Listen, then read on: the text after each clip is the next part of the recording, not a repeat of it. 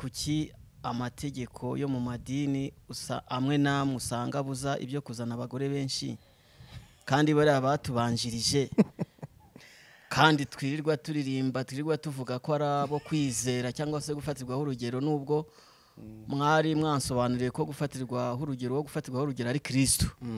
Nari nanyuzwa ariko nsigarana hako kabazo gato.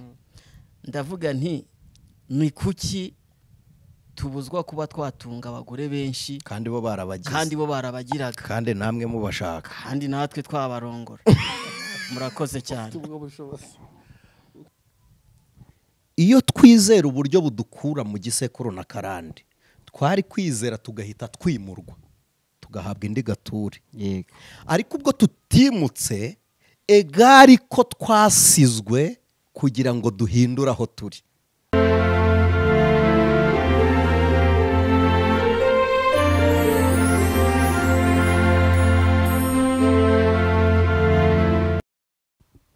Yesu ashimwe cyane inshuti z'umusaraba, mugira amahoro ya Kristo Yesu. Turabasuhuje tubifurije ihumure ribonerwa muri Kristo ndetse umugisha ubuntu urukundo n'ubugwaneza butangwa n'Imana kubwo kwizera bubonerwa muri Kristo buwe kuri mwe. Amen. Nkunda kubivuga umugisha ukuraho umuvumo ariko umuvumo ntukuraho umugisha.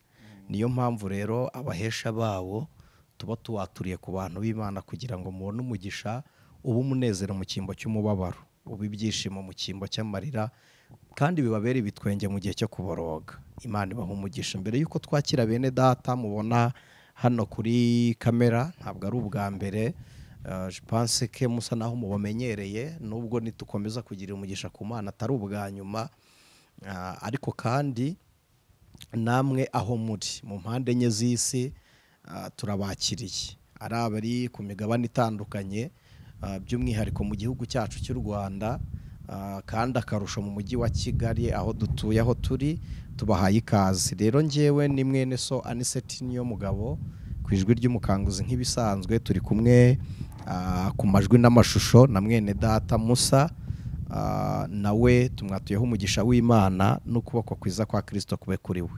Ndagira ngo twakirane hanyuma nitumara guhana ikaze twaturirana umugisha mu buryo bwo gusenga duhere kuri mwene data ufite microphone atwibwire uko yumva yakivuga akabasobanutse. Imana ibaha umugisha. Yesu nashimwe bera b'Imana kandi inshuti z'umusaraba. Amen. Ni mwene so Elias ngendaho Imana, ndi umupapa w'abana babiri n'umudamu, ndi umwizera wa Kristo.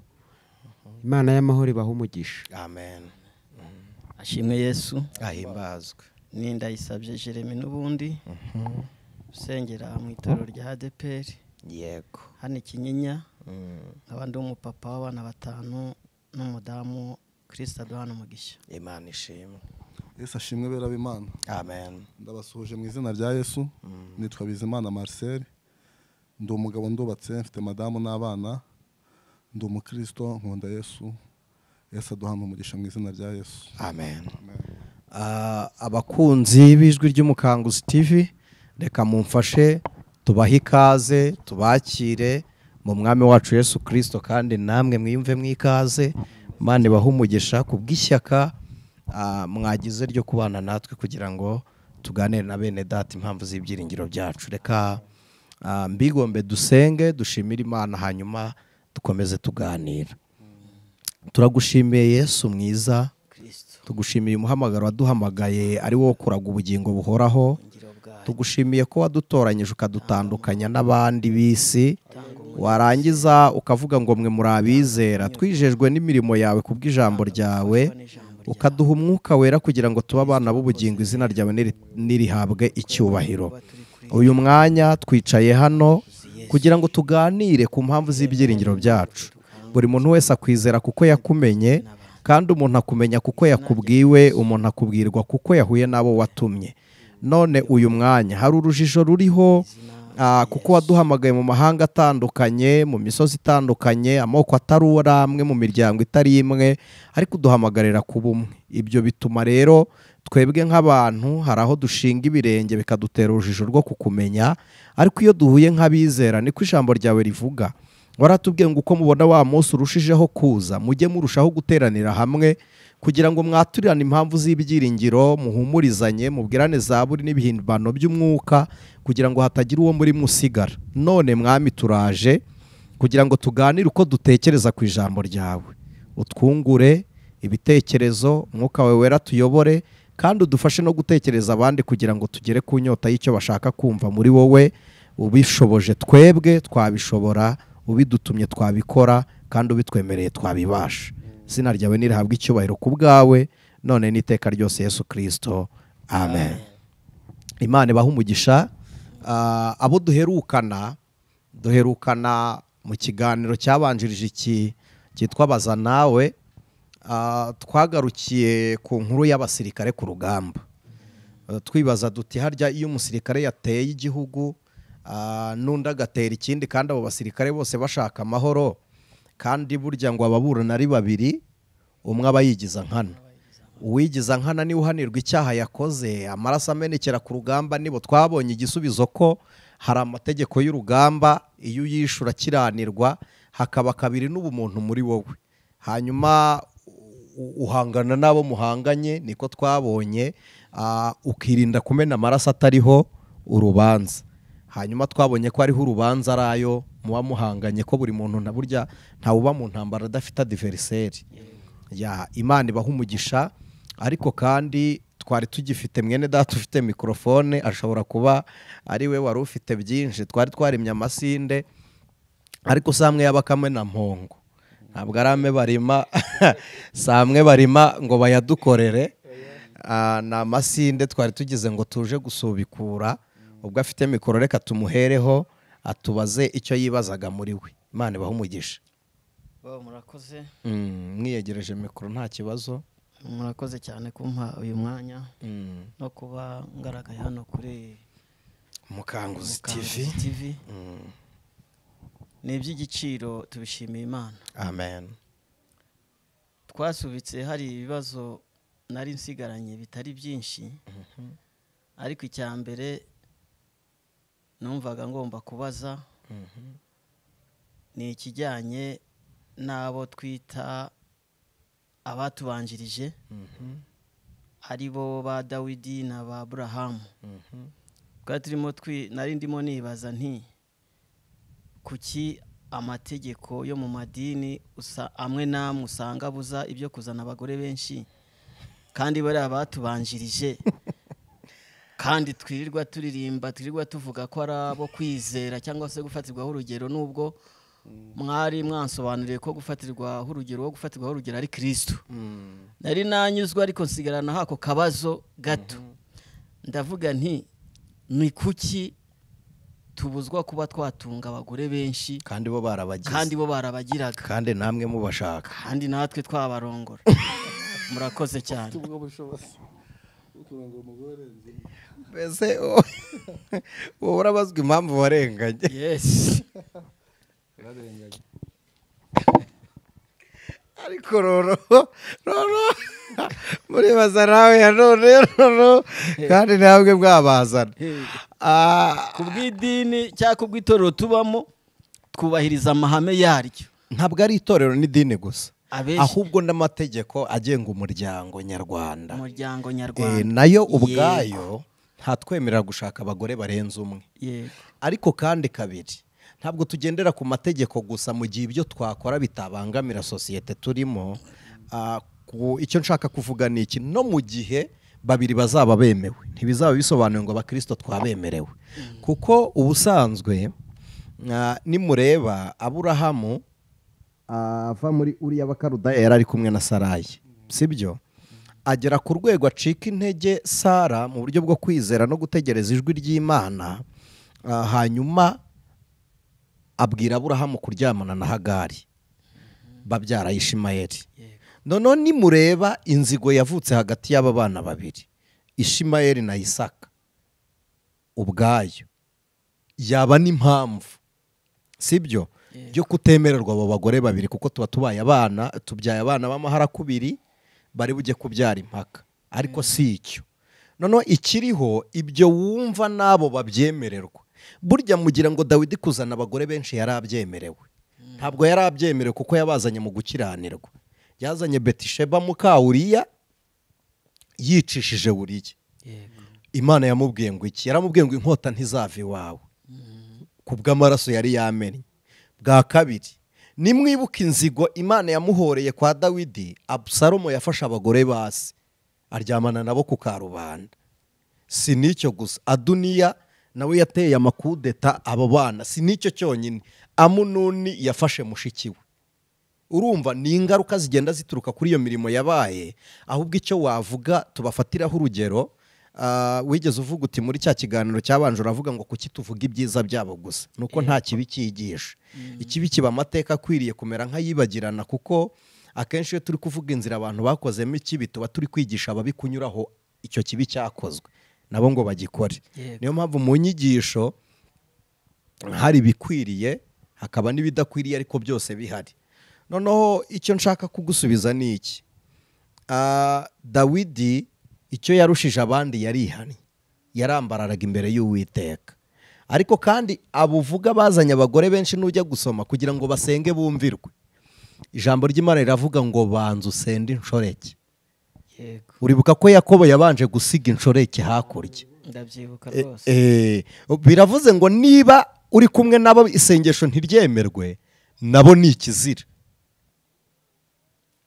Kandi ikindi cya gatatu nsoza kuri iyo ngingo, bo ibyaha byabo byaratambirwaga, bari bafite ibitambo, sibyo? Amatungo, inuma z'intungura, amahene, intama, amapfizi n'ibindi batambirwaga. Ariko twebwe uyu munsi ntabwo amaraso atweza arayo mu bitungwa, ni amaraso y'umwami wacu Yesu Kristo. Niyo mpamvu tugendera ku isezerano rero ry'ijambo rye, kuko Pawulo yaravuze ngo umugabo ntagenda ari umugabo, atwara n'umubiri w'umugore. N'umugore ntatwara umubiri we, atwara umubiri w'umugabo. Aravuga ngo kandi mugandukirane nk'uko Kristo yaganduye itorero.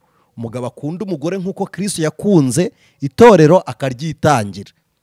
Rero niba urugero turufatira kuri Kristo, itorero ni rimwe n'umugore n'abumwe, umwami n'umwe n'umugore n'abumwe, umwuka n'umwe n'umugore n'abumwe, umubatizo n'umwe n'umugore abumwe, ijuru ni rimwe n'umugore abumwe, impanda ni imwe n'umugore abumwe, n'Imana ni imwe n'umugore abumwe. Akoze cyane. Yesu abaha umugisha. Yego. Akandi kabazo, ikindi kibazo ni ikijyanye, bo sinzi niba natekereza ko hari ukuba twarabaye mu itorero igihe kirekire, tukaba turikuriyemo, tukaba tuzi imigenzo myinshi y'amadini cyangwa y'amatorero. Mbona kenshi habaho kubyara umwana w'uruhinja akavuka, hakaba igihe cyo kuvuga ngo ni ukumusengeshereza. Ese kumusengeshereza byaba bikuraho kiriya cyaha cy'inkomoko cya Adamu, cya Adamu na Eva? Mbese ko niyo umwana atashye cyangwa se apfuye, sinjya nemeranwa n'abantu bavuga ngo umuntu aratashye, kuko ntawe ubuzi niba atashye koko.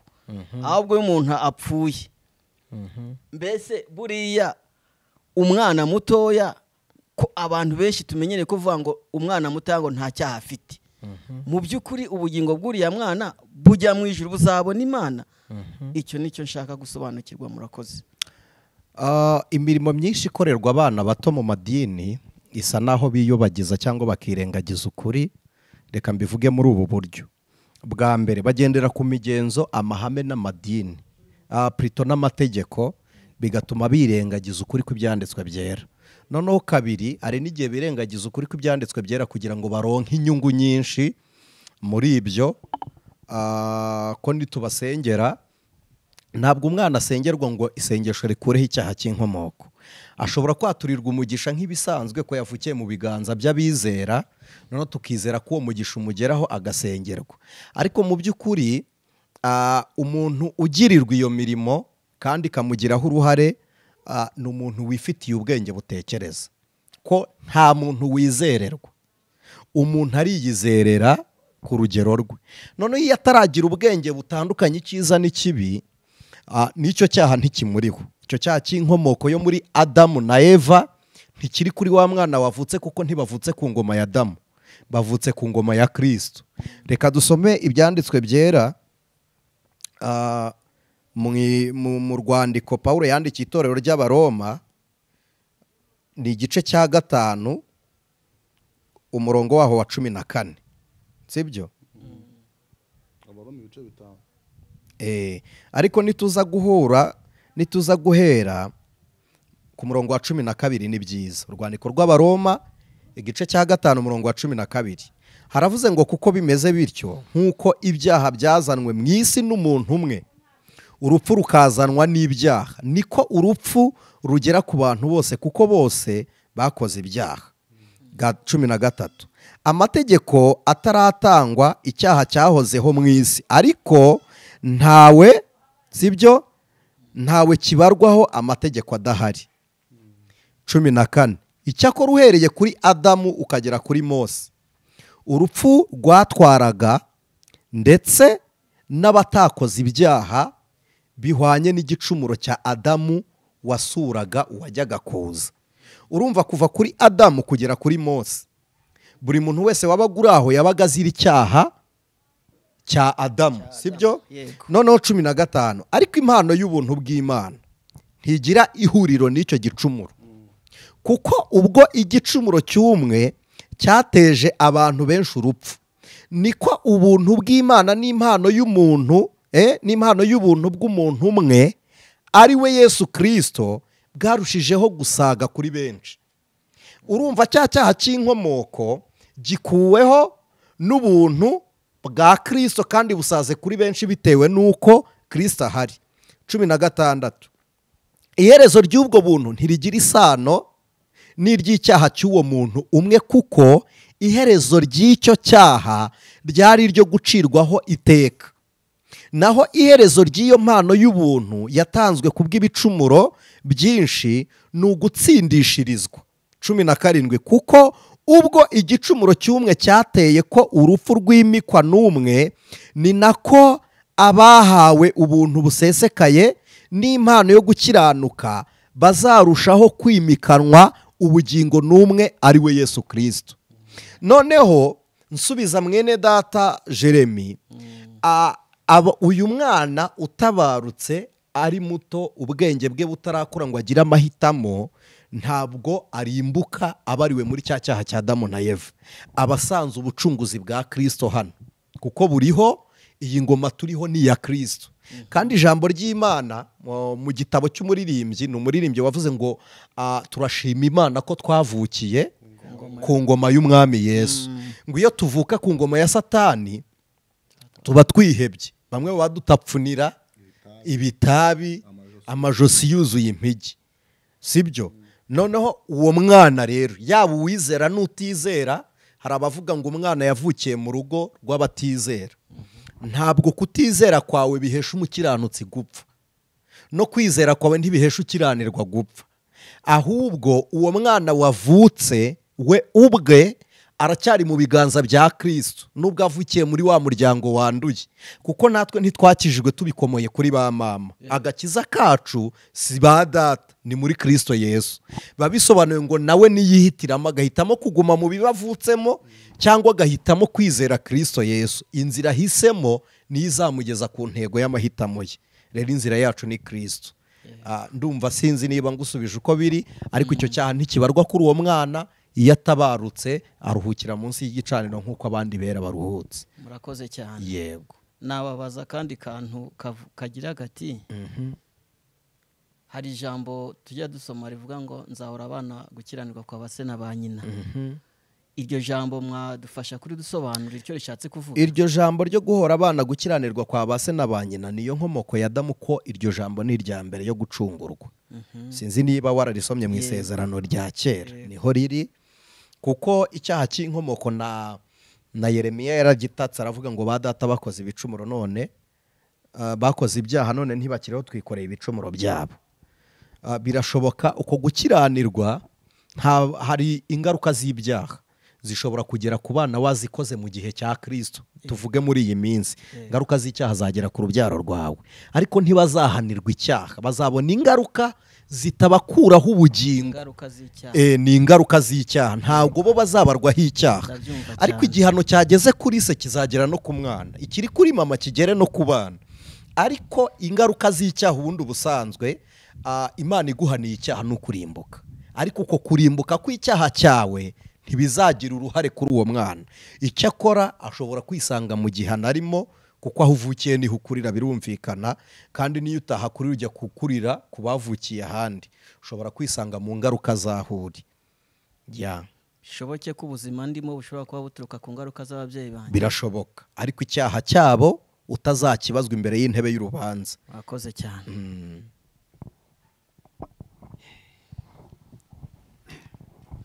Murakoze. Nongeye gushimira abera b'Imana badukurikiye. Imana ishimwe. Imana ibahe umugisha. Amen. Mfite ibibazo bigera nko muri 2 cyangwa se 3, ariko ndahera ku iki kintu cyitwa kwizera mwakavuzeho. Yego. N'agakiza. Turabizi neza ko twizera, yego, nimba yenda definition ye ntoya cyane, iyo turi ko tubitendagura, kwizera kuduhesha ubugingo. Kuko uwo twizeye niwe munyabugingo, ari we Kristo Yesu. Ngera ku mirimo y'umuntu bita Dorcas. Dorcas ye dusomye dusanga yarapfuye. Ariko iyo turi gusoma Bibiliya twumva ko yazuwe n'imirimo, nta hantu yazuwe no kwizera. Ese birashoboka ko umuntu yakora imirimo myiza ikamuhesha ubugingo? Urakoze cyane. Icyo ni kimwe. Icya kabiri ariko yenda cyari kuba ari cyo cya mbere. Nta kibazo niba ushaka aricyo duheraho. Yego, cyari kuba aricyo cya mbere. Iyi Bibiliya twese turayibona, ntihanganira ntidufite iri hardware, ariko Bibiliya, ijambo Bibiliya gusa, ijambo Bibiliya ndagira ngo yenda muduhe ubusobanuro, kuko impamvu mbajije gutyo, hariho Bibiliya zigiye zitandukanye. Hariho Bibiliya yacu, Bibiliya y'ijambo ry'Imana, Bibiliya ntagatifu, Bibiliya yera n'izindi. Na Bibiliya ikinyarwanda kivuguruye. Y'ikinyarwanda kivuguruye. Cyangwa se iki gihe hari n'izindi nagiye nsoma ku mbuga nkoranyambaga z'abandi n'abantu bahanzi bakomeye. Ariko yego, icyo nshaka kugira ngo dusobanukire, musobanurira aho ngaho, icya mbere yenda nakibajije ni Bibiliya, kuko Bibiliya iyo turi guha ubusobanuro yenda aho nabonye bavuga ko ngo ari Bibiliya ngo ni ibyahumetswe byera, byahumetswe n'Imana. Yego. Niko yenda benshi ngiye niko mbizi, abandi ngo ni ijambo ry'Imana. Ariko urumva wavuze ijambo ry'Imana, ibyahumetswe byera n'Imana, urumva harimo confusion, bakavuga ngo na Bibiliya yacu. Akaba yenda ejo bundi nakurikiye umuntu umwe wari kwigisha, ariko ngira confusion iteye gutya. Iyo yari ari kwigisha aravuga ngo hari ijambo ry'Imana n'ijambo ryanditswe n'abana b'abantu. Noneho haravuga ngo Pawulo amagambo yose yavuze ntago ari ay'Imana. Noneho ndavuga ati ubwo na Matayo yanditse amagambo ye. Ese mu by'ukuri ibyo byanditswe byera bitari ibya Pawulo, bitari n'ibya Matayo, ibyahumetswe n'Imana ni ibihe? Urakoze cyane. Uranyihanganiraho gatoya, ntago ndasoza yenda kwa ku kabazo. Akimara kuvuga gutyo, cyangwa se nkimara kwibaza icyo kibazo, niyo confusion nagize kugira ngo musobanurire umuntu wari wese kugira ngo yumve, kuko naravuze se Pawulo ibyo yavuze yaba ari ya mirimo y'igikwa gutya tuzamura inzu. Ntabwo ari iyo context biri buze kujyamo, kuko nubaza byinshi uraza kumera nk'uwitega cyangwa wisubize. Reka dutume Marcel ntacyo bitwaye atuzanira iriya Bible, nta kibazo. Ubusanzwe icyitwa ijambo ry'Imana ni ryavuzwe n'Imana riturutse mu kanwa kayo. Hanyuma hari Imana ivuze direct sibyo yego ivuze direct ikavugana n'umuhanuzi. Noneho urugero uribuka nka Joshua agera ku ahantu agahura na marayika akamubaza ngo uruwahe, uruwo mu babisha bacu cyangwa uruwo mu bacu? Iryo ni ijambo rya marayika. Hakaba Mose aragiye intama ariko hasebukwe Yetiro, Imana ikamubonekera mu gihuru cyaka umuriro ikamuga ngo nitwa Uwiteka. yego Iryo ni irya Mose cyangwa ni iry'Imana? ni iry'Imana. Ni ijambo ry'Imana. Rero ijambo ry'Imana niryo yagiye yivugira yo ubwayo. Hakaba noneho no gukoresha ijambo tuvugira Imana mu ijambo ryayo. Pawulo ntabwo we yavugiye Imana ashingiye uko ayizera no mu ijambo ryayo. Kubera iki? Yatanze ubutumwa bwiza bwa Kristo. Si Yesu wabwivugiye, ahubwo yari intumwa mu cyimbo cya Kristo. Bikaba ngombwa ko ibyo yavuze byejejwe bitewe n'impamvu ya mbere. Pawulo uburyo Bibiliya zanditswemo bagiye bashingira ku mico y'umwanditsi. Icyo ni kimwe, ko hari abantu muzasanga muri Bibiliya zimwe tudafite muri Bibiliya yera, bitewe n'uko abayuda nk'inkomoko yo kwizera shingiro ry'ibyanditswe byera, bitewe n'uko bo batemeye uwo muntu bitewe n'ubuhamya bwe, bigatuma igitabo cye kidashyirwa muri Bibiliya. Hari n'ibitaragiyemo bitewe n'uko byasenyaga bimwe mu ngoma z'abami cyangwa byasenyaga ibintu biri politiko, bigakurwamo kugira ngo inyungu rusange za politike zigerweho bitewe n'icyo bari bagambiriye icyo gihe. Hakaba ibitabo bitarimo, ariko nyirizina nk'aha twe dufite Bibiliya y'ubusobanuro, si ngombwa ko bayibona bose bayireba. Amagambo aba yaragiye avugwa na Kristo muri izi Bibiliya z'ubusobanuro bayandikisha amagambo atukura. Kuva mu gice cya mbere cy'ubutumwa bwiza bwanditswe na Matayo, muri hangana, yego turahera hano kwa Matayo, kuza ubwo turi gusubiza ikibazo kimwe babajije. Kuza hano Matayo aracyari gusobanura kugera ku banyabwenge n'uburyo Yesu azavuka. Mu gice cya kabiri aracyasobanura n'uw'i Betelehemu mu gihugu cya Yuda. Mu gice cya kabiri aho ni umurongo wa 6 aracyahasobanura ibyo ari kuvuga ni Imana yabivuze, ariko si Imana iri kubivuga noneho uwo mwanya. Niyo mpamvu byitwa ibyanditswe byera. Noneho kugera mu gice cya 3 umurongo wa 15 Bibiliya iravuga ngo Yesu arabasubiza ati emera ubikore. Ubwo urumva twahereye atangiye kuvuka bamuvuga mu buhanuzi, noneho tugeze no ku mirimo Yesu atangiye kuvuga. Iryo ni ijambo rya Kristo. Ariko ibi byose bivuga kuri Yesu atari Yesu bivuze, ntibivuze ngo si ijambo rye, ariko nabwo si ubivuze. Biraba ibyanditswe byera kuko byandikiwe kutwigisha bifite umurimo wejejwe. Niyo mpamvu biri ibyanditswe byera, ibindi bikaba ijambo ry'Imana.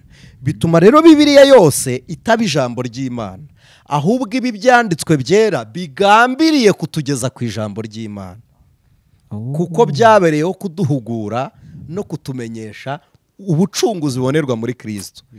Kuko kuva mu itangiriro kugera mu byahishuwe, ibivugwa byose ni ibintu bibiri: gucungurwa no gutaha kw'itorero. Indi mirimo yose yagiye iba yose ni ihangana ry'umuntu, Satani arwanya ubugingo, umuntu yaremwe. Nicyo gisobanuro cy'itangiriro, ko itangiriro Bibiliya iravuga ngo mu kita gute mu cyongereza igitabo cy'itangiriro? Mu kita itangiriro mu cyongereza Genesis. Yes. Ni ijambo ry'igiheburayo bavuga Genesis, sibyo? Cyangwa Genusais mu Kigiriki. Iyo tuvuga Genesis ni ukuvuga imvano, inkomoko. Rero ntabwo ari uko aricyo cyabanje muri Bibiliya, nuko ahubwo aricyo kiri mu inkomoko y'imirimo Imana yatangiriyeho gukora. Noneho kugera rero mu byahishuwe, byose byavugaga kuri Kristo, bigambiriye kutwereka ubuntu, imbabazi, gucungurwa ndetse no gutaha kw'abakristo. Icyo ni icya mbere. Hanyuma kuri Bibiliya bahindura ntabwo dukwiriye gutunga Bibiliya nk'inyandiko kuko iyi ni inyuguti. Dukwiriye gutunga Kristo nk'ubuzima. Mu gihe igitabo cyanditse izina rya Yesu kizabura cyangwa kigahindurwa, ariko twe tugasigarana ubugingo bwa Kristo nk'impinduka zo muri twe. Nidutunga igitabo nka Bibiliya y'ubuhinduzi bushya, ifite ikinyarwanda kitazumvikana muri kontekste babanditsi bavuzemo, ariko ngo gishaka gusobanura. Kandi ijambo ry'Imana ntirisobanurwa n'imvugo ririmo, risobanurwa n'umwuka uriherekeje. Mwebwe murabona uruhererekane rw'aya mabibure menshi, dayeri na bibure ni ihuriro ry'ibitabo, sibyo? Ni uruhurirane rw'ibitabo, ko niho bituruka ku ijambo la bibure riva kuri bibliothèque, sibyo? Inzu y'ibitabo. Noneho nitugenderera kuvuga ngo Bibiliya barazihinduye, nibahindura izo Bibiliya ariko ntiduhinduke kuri Kristo. Bahindura inyandiko ntiduhinduke mu bugingo, kuko uyu munsi cyane nk'iri guhindurwa y'abateologe, igitangaje ni abateoloji bari kuyihindura, sibyo? Noneho bo iyo bazaduha izaba ifite ubumara budukura mu izina rya Kristo. Reka aho ntituhatinde. Ibyo bahindura ntacyo bidutwaye, tugumane Kristo, twebwe duhindurwe nawe, kuko Yesu dufite ntabwo ari uwanditse, ni Yesu muzima. Ntabwo dufite uwapfuye gusa, ni uwapfuye akanazuka, akaba ari iburyo bw'Imana kandi akaba azagaruka. Rero tumutunge nk'umwami uriho utari inyandiko, kuko nkanjye nizera, Marcel arabizi, dore wambwirije ubutumwa bwiza n'uyu, ntabwo twizejwe n'ibyo dusomye, ntabyo twasomye. Ndibuka ko duhagarara tujya no kubwiriza bwa mbere dufata Bibiliya, byaratunaniye kuyisoma no kuyisobanura, n'indirimbo kuyivuga biranga, tukisengera tukaririmba bikaba bihagije. Ntabwo ari mu byanditswe, ni ubugingo, ni ubuzima. Hanyuma ikibazo cya kabiri washatse ko dusubiza ari icya kabiri, wavuze kuri Tabita. Tabita ariwe Dorokasi, ntabwo yazuwe n'imirimo, niko dusobanura. Ahubwo azuka ntabwo bisobanuye ngo imirimo yahesha umuntu agakiza, nubwo bavuga ngo kubera imirimo myiza arazuka. Iyo Petero ataza ngo amusengere, yari yapfuye imirimo ihari. Ariko azuwe no kwizera kwa Petero. Ntabwo ari ukwizera kwa Petero, ni uko Tabita yizeraga. Icyo nicyo nashakaga ko wumva sasa. Mbere y'imirimo ya Tabita yari umukristo, yari umwizera. Noneho kwizera kwe birahura n'ukuri muri Petero. Petero nahamagara Tabita mu kwizera, kwa kwizera kwa Tabita kuri muri Kristo n'ukwa Petero kuri muri Kristo, bibwire Tabita usinziriye ngo byuka, abanyetorero baragushaka. N'abanyetorero bizera. Bivuze ko yizeraga mbere y'uko apfa ari umwizera, apfana ibyiringiro by'umuzuko. Nicyo cyatumye umuzuko umugiraho uruhare, abera bamusabye. Ubwo bishatse kuvuga ngo imirimo niduhesha amakamba. Reka ngusomere urwandiko rwanditswe na Yakobo, igice cya 2:17, haravuga ngo uko niko no kwizera iyo kudafite imirimo, ahubwo kuri konyine kuba gupfuye. 2 Yakobo igice cya 2:26, nuko rero nk'uko umubiri udafite umwuka uba upfuye, niko no kwizera kudafite imirimo kuba gupfuye. Imirimo kumaze kuba gupfuye. Aha mu nyumve bavuze imirimo y'uwizera cyangwa imirimo yo kwizera? Imirimo yo kwizera. Exactly. Abantu benshi bazi ngo uwizera udafite imirimo, ahubwo ni ukwizera kudafite. Nongera mpasome. Uko niko kwizera iyo kudafite. Ntabwo ari uwizera udafite. Iyo kwizera kudafite imirimo kuba kumaze gupfa. Mu yandi magambo, imirimo yo kwizera niyo itugira abazima muri Kristo, kuko iyo twizeye, kwizera biba ubuzima. noneho ubwo buzima bugakora bukamuvinga. Uko kwizera rero, imirimo yo kwizera ni ugukiranuka, ntabwo ari imirimo y'abizera. Kwizera gukorera muri twe, kuko uwizera naho yaba yarapfuye azongera. Uko kubaho rero yongeye kubaho Tabita guturutse kuri kwa kwizera, kandi we yari yamaze gupfa. Yego. Ntabwo azuwe n'ikanzu yadoze, azuwe nuko mbere y'uko apfa afite ubundi buzima atuyemo, noneho na nyuma y'uko apfa afite ubundi buzima yabamo. Agaruwe nuko kwizera rero, ariko asengewe bafatiye urufatiro kuri ya mirimo yari yagiriye abapfakazi, kuko hari imirimo dukorera abantu igasigaraho. Hari n'imirimo dukorera abantu mu izina ry'Uwiteka, Imana ikayandika. Imirimo dukorera abantu mu izina ry'Uwiteka ikandikwa ni imirimo yo gukiranuka dukora ku bw'izina ry'Imana, tutayikoze ngo dushimwe n'abo dukoreye. Rero Tabita ntiyakoze ngo ashimwe n'abagiriye, ahubwo yakoze ngo Imana ibonere icyubahiro mu mirimo ya Tabita. Kubonera icyubahiro mu mirimo ya Tabita bituma imirimo yacu izibukwa imbere y'Imana, nibyo byitwa imirimo y'abera. Iyo ni imirimo yo kwera yatumye Tabita yongera kubaho, ariko kandi reka mbabwire ngo na nyuma yarapfuye. Abaye azurwa n'imirimo yagahozeho iteka ryose, ariko kuko kwizera kumwimura kukamutuza mu bundi buzima, umubiri nubore ajyanwe mu bundi buzima budafite iteka ryose. Amen. Imana ibaha umugisha. Murakoze. N'ubundi ntago turi kure yo kwizera cyangwa y'agakiza.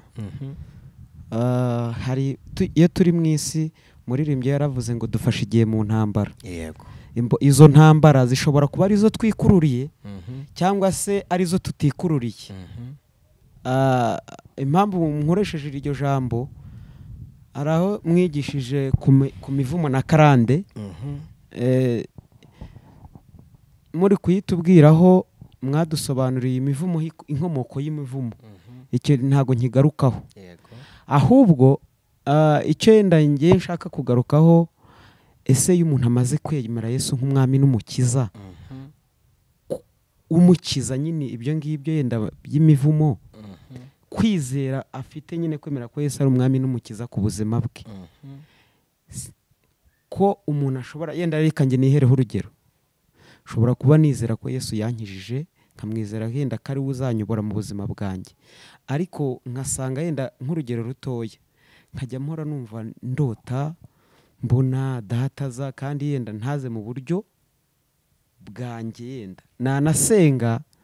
yenda nanasenga nkumva muri ngewe yenda Imana iranesheje, aka kanya iraneshereje, ariko se ko numva nge mba narizeye Yesu nk'umwami n'umukiza, ariko nkakomeza kubona nabyita nk'ibisigisigi bya ya mizi ya karande yo ku gisekuru. Hari ikintu dukwiriye kumenya, ubundi tubi byaremwe bishya ntabwo hahinduwe amashusho n'amaraso yo muri twe, hahinduwe ubugingo n'umuntu wacu w'imbere. Yego. Ariko isano ya Elias iracyaba kwa sekuru, birumvikana, nyamara mu buryo bwo kwizera ni uwa Kristo, sibyo? Yego. Noneho nabo uwa Kristo muri bwa buryo bwo kwizera aragaruka kurwana intambara yo kugira ngo Elias wizeye agahindurwa icyaremwe gishya, utuye muri wa mubiri wo kwa sekuru, aze gutsinda intambara z'ibisigisigi zituruka muri cya gisekuru. Iyo ntambara ni iyihe rero? Ni ugusenga muri bwa buryo bwo kubohoka no kurwana. Yego. Inkomoko ya karande twarayisobanuye. Yego. Ariko reka mbabwire iki, iyo twizera uburyo budukura mu gisekuru na karande, twari kwizera tugahita twimurwa tugahabwa indi gature. Yego. Ariko ubwo tutimutse, egari ko twasizwe kugira ngo duhindure aho turi. Kugira ngo tuhahindure rero, nuko tujya mu isano rya wa muryango ugomba guhinduka, twe tukabanza tugatandukana nabo kuri rwa ruhande rw'umubiri mu buryo bwo kwizera. Unyumve, ku ruhande rw'umubiri mu buryo bwo kwizera, birahita bigira mariage, birasezerana ko mu ruhande rw'ubugingo mu buryo bwo kwizera turi aba Kristo. noneho turadivorusa n'uruhande rw'umubiri n'umuryango mu buryo bwo kwizera, twe tugaruke duhindura ko Aburahamu yabaye umutware w'umuryango, yitirirwa abizera kandi isetera gihari. Kubera iki? Niba uyobotse Imana iramubwira ngo nzaguhindura umugisha. Guhinduka umugisha kwa Aburahamu byatumye natera abona inzira iva muri Uriya Bakarudaya. Mu yandi magambo, igisekuru witirirwaga nikitirirwe Kristo binyuze muri wowe, ubu umuvugizi w'isezerano rishya ribonerwa mu Mana, ariko guhinduka no gusenya bya bigirwamana byose bibonerwa muri ya miryango na za karande na ya mivumo n'ibiki byose. Uko niko karande zicika, bitavuze ngo ntiwizera. Twarabisobanuye, umuntu wizera ashobora guhura na karande z'umubiri, we ku ruhande rwe yizera, ubugingo bukaba ari buzima, ariko umubiri ugahura n'andi makuba. Kubera iki? Yabohotse igice kimwe. Sibyo? Urabizi, iyo tugiye kurya dutunganya amafunguro, tukoza n'amasahani. Reka dufate ifunguro nk'ubugingo, isahani nk'umubiri. Kuki utarira ku isahani yanduye? Kuki utayifata ngo uyishyire mu byondo ukabanza kuyoza?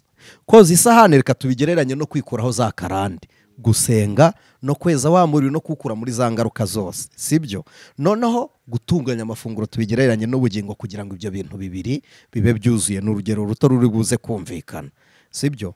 Rero n'umubiri ukeneye kubohorwa nk'uko ubugingo bwabohotse. Imana ishimwe. Sinzi niba ibibazo Elias yari afite twaba tubigeze ku musozo. Iyo umuntu amaze gukira karande, hari ibintu tubona nka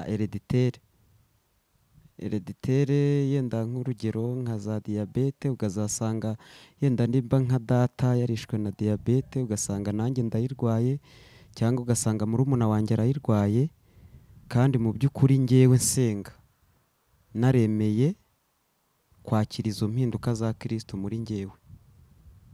Ese aho ngaho ho kuri urwo ruhererekane rwa hereditere rw'izo ndwara, kandi ngewe naremeye nk'umwami n'umukiza ku buzima bwanjye, aho naho yenda mwansobanurira kugira ngo yenda numve ngewe mpfuye ubwo nabona ubugingo, ko za ndwara zankurikiranye, kandi dusenga Imana kugira ngo idukurereho icyo kintu, kandi egizagitoma nanjye ndwaye iyo diyabete. Kugira ngo ahari nanagusubize neza iyanjye, reka mbe nyikuyeho. Ntabwo indwara ari igisobanuro cyangwa ikimenyetso cya karande, ko ushobora no kuyirwara ari wowe uyadukanye, ushobora no kwicwa n'ikitarisha ab'iwanyu, ushobora no guhura n'ibitarahuye n'ab'iwanyu. Bitaza kuba igisobanuro cy'uko umuntu urwaye gutyo wese bisobanura ko ari karande. Oya, ahubwo karande ni ikimenyetso wibonaho wabonye no ku bandi, kikaba uruhererekane ruturutse muri ibyo bintu. Kandi ikindi cya kabiri, karande ibuza umuryango, plutôt ibuza umuntu ubugingo, ni karande yagufashe ukanga kwizera Kristo biturutse mu myemerere n'imyizerere wasanganye umuryango. Ko hari abantu bagira amadini y'umuryango, bakayoboka bitewe n'aho basanze iwabo, bakagira ibicaniro bitewe n'ibyo basanze iwabo, noneho bikababuza no kugera mu mwanya wo kwemera Kristo nk'umwami n'umukiza. Kuko ntabwo abantu bazarimburwa nuko karande yabakurikiye, bazarimburwa nuko batizeye Yesu nk'umwami n'umukiza w'ubugingo bwabo, kuko Imana ari yitanga ubugingo. Urakoze cyane. Arundi ufite ikibazo? Murakoze cyane. Hari igihe mugenzi wanjye abaza ikibazo bikampa kubona ikindi naye nakabajije ntari nsobanukiwe cyangwa se narabyibagiwe, ariko byamberaga urujijo.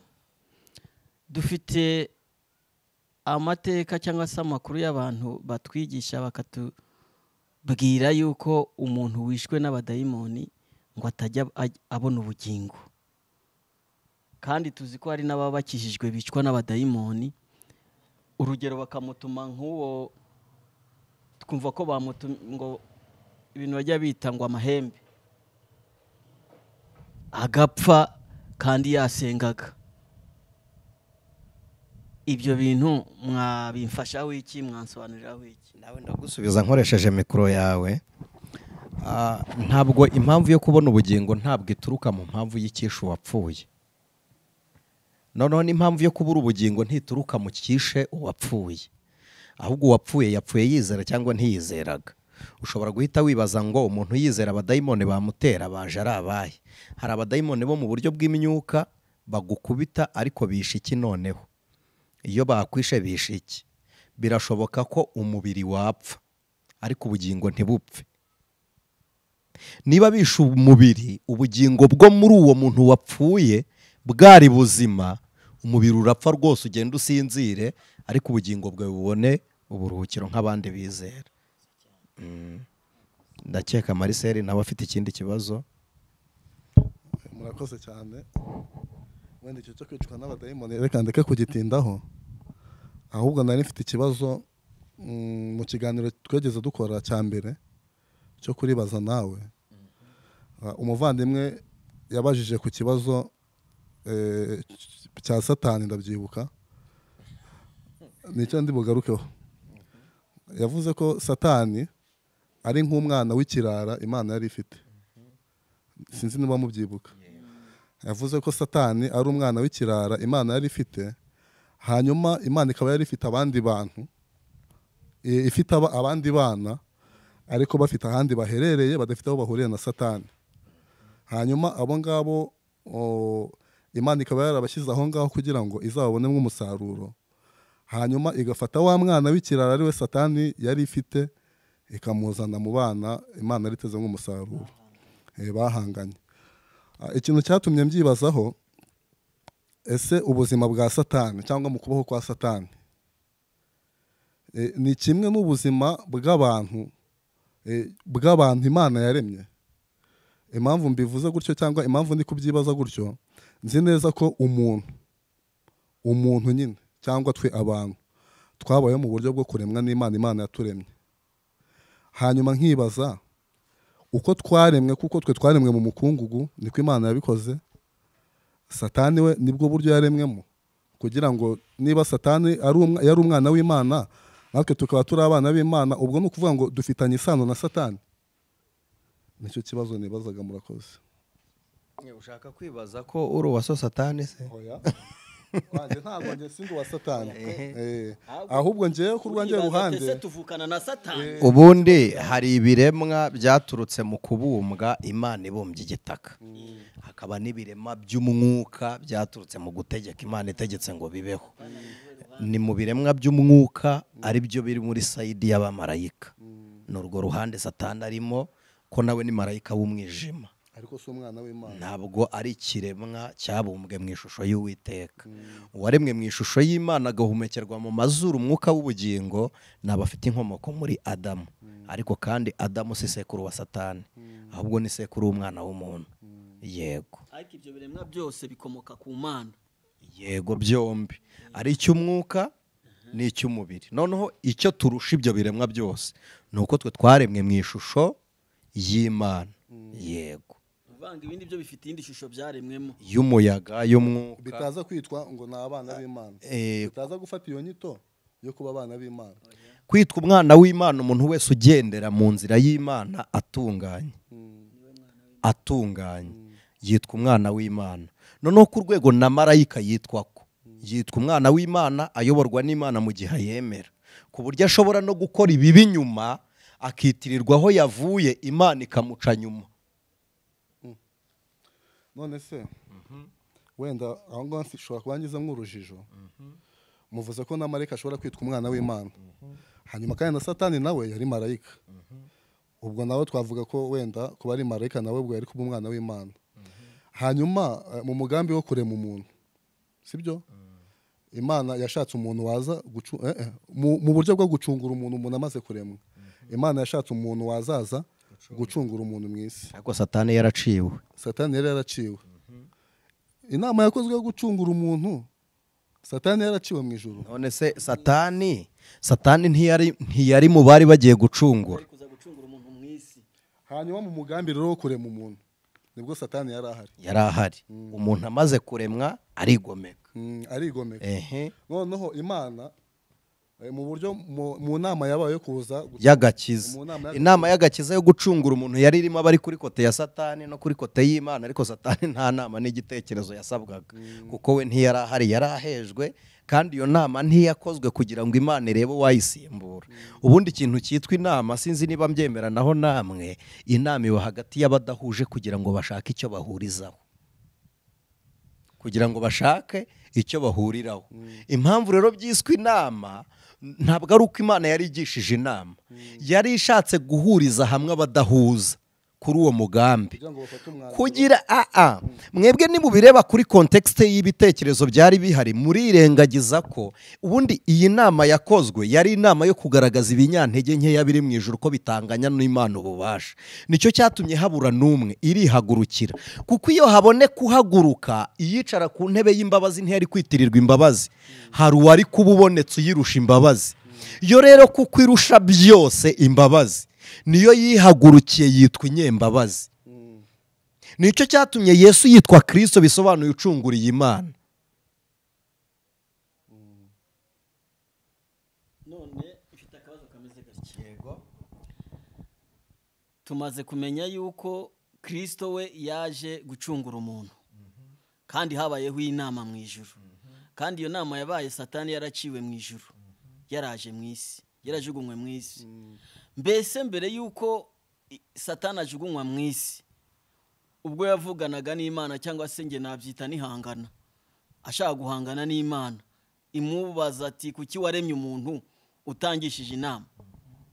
Bo nta nama bagiranye, ni ibiganiro bagiranye bisanzwe, cyangwa n'ubundi habaye inama? Ubundi muri Bazanawe tugenderere ku bugingo, numvishe mwibanda cyane mu banga ya Satani nkaho mushaka inyungu ye yo ku ruhande rwe, ahubwo mushaka kumenya iki kuri Satani? Inama ye n'Imana ibigenze gute? N'ubundi umwanzuro warasojwe ari ukujugunya. Ntabwo niyumvisha intego n'icyo ugendereye, ariko icyo nkubwira ni kimwe: hari ijuru ry'umwidagaduro ryaberagamo kuramya no guhimbaza, ari naryo ryabereyemo inama bayidawe, sibyo? Ntabwo ari ijuru ry'Imana ngo ni ahateretswe intebe y'Uwiteka cyangwa iburyo bwa Kristo. Aho ngaho niho Satani yayoboraga. Iryo juru ryaje kuba n'ijuru ry'umwijima. Urisoma mu Efeso 6:12. Imyuka mibi y'ahantu ho mu ijuru afite abamuyobotse, yamanukanye 1/3 cy'abamarayika, havamwe amatsinda abiri, abitwa abadayimoni, sibyo? Demons ni itsinda ry'abadayimoni bumvira Satani, hakavamo n'abatware basa n'abayoboranye nawe. Niyo mpamvu bavuga ngo nta mukuru w'ikuzimu. None abo batware basa n'abayoboranye na Satani, nubwo kwigumura n'igitekerezo ari ibye, abo bose bakorera muri sekibi. Bashobora kuvuga indimi nk'iz'abamarayika, bashobora kwerekwa bagahanura, sibyo?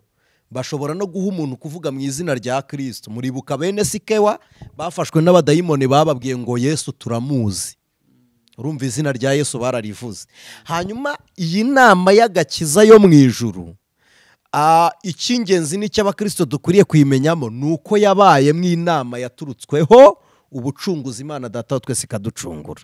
Noneho ibyigiweyo hari bikwiriye kubibanga ku bakristo, kuko ubwenge bwacu ntibwakumva ngo bwakire umuteguro wose w'Imana. Icyo cyo mukimenye ko n'imigambi y'Imana ntingana nuko dutekereza. Wowe umenya ibingana n'iby'ubwenge bwakira. Muri hangana nsobanukirwe gatoya. Uri kudusobanurira cyane cyane kubwo kuza gucungura umuntu.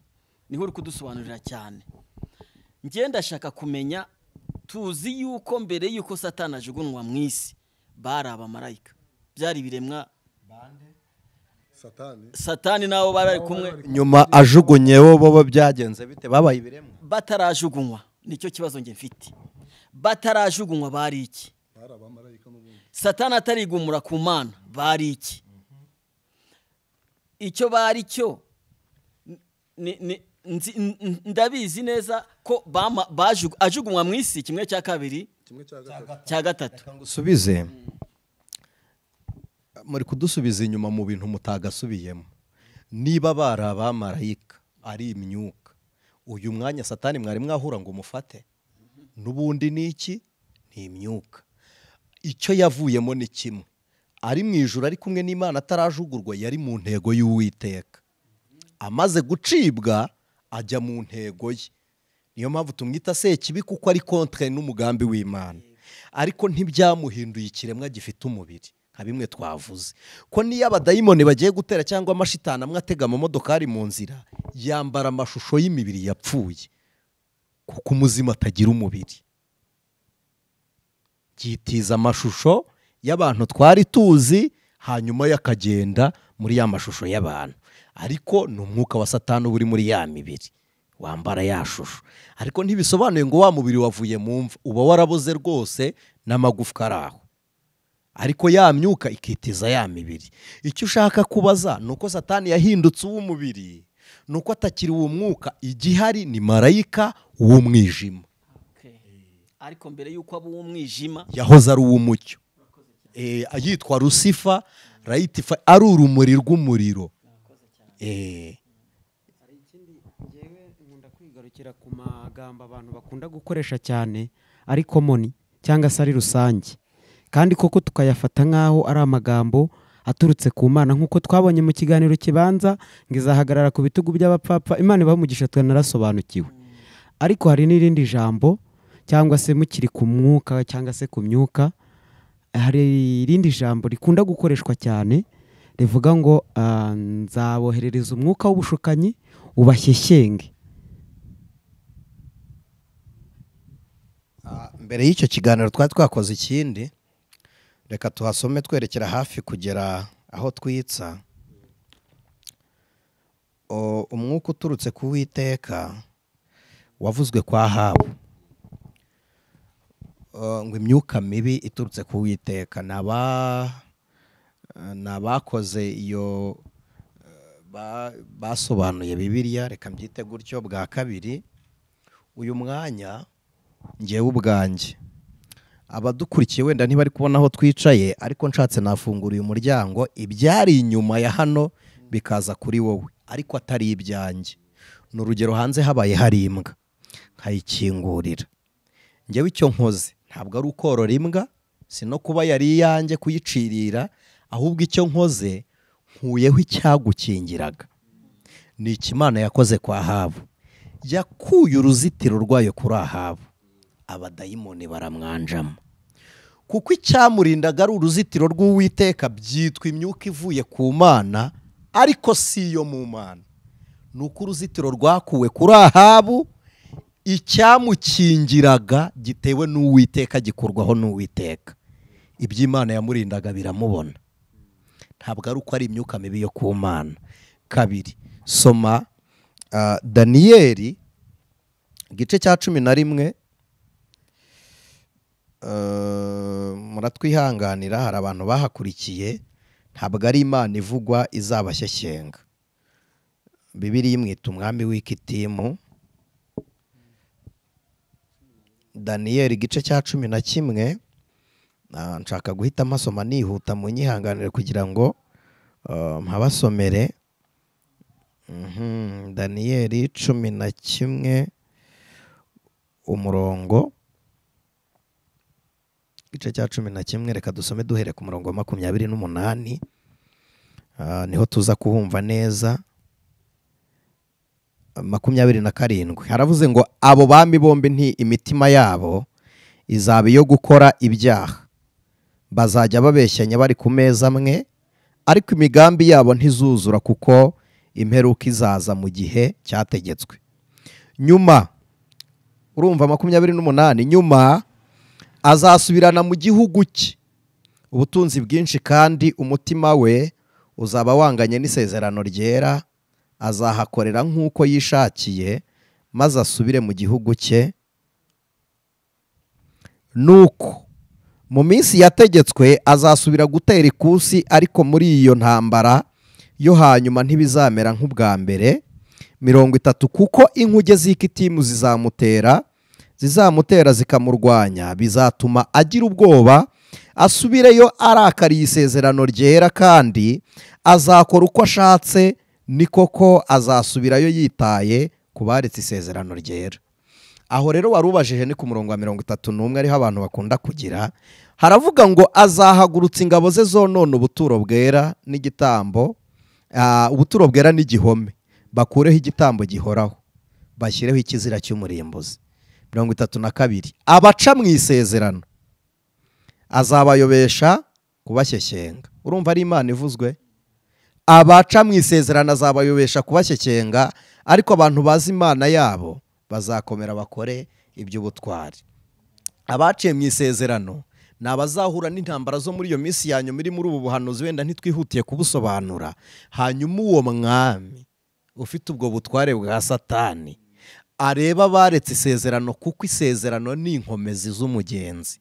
Kuko nta nkomezi z'umugenzi rero azabashyekenga, abakorera ibyiza, abereka ibyiza, abasezeranya ibyiza, bamwe yewe anabagire beza, bamwe abaha ubutware, abaha intebe n'ibindi, noneho abashyekenga. Sasa impamvu yo gushyeshyenga nuko azaba bakorera ibitari ku mutima we, ariko abazi Imana yabo bazakomera. Ntabwo ari Imana ibashyekenze. Murakoze cyane. Yesu abaha umugisha. Ikiganiro cyo nakagaruka ni muri Bazanawe. Hari ibyo tutasubije ngo munyurwe, umwuka w'Imana arahari kugira ngo akomeze gusubiza. Nta wari uri mu ruhande rwo kuburanya Imana cyangwa kuyiburanira. Imana ihora ikiranuka, iriho iteka kandi ishobora byose. Reka dusengane Imana. Mana, turagushimiye. Witwa Uwiteka, wowe kandi uri rubasha. Uri Imana ikora ibikomeye. Ni wowe ujya ukura urujijo mu mitima y'abakwizera, bigatuma tugira umurongo ngenderwaho w'agakiza kawe. Ibyaremwe bitumenyesha ukuri, ibikorwa ukorera abantu bikatubwira uwo uri we. Ariko iyo tugeze ku gukiranuka niho wisobanurira, niho tukumenyera. Duha ubwenge bumenya gukiranuka kwawe kugira ngo tugwize kukumenya. Imbaraga zacu zidakora ibipfa ubusa, ahubwo tuzikoreshe mu bitunganye tugukorera. Bibe bityo ku bwawe none n'iteka ryose, Yesu Kristo. Amen. Yesu abaha umugisha. Amen.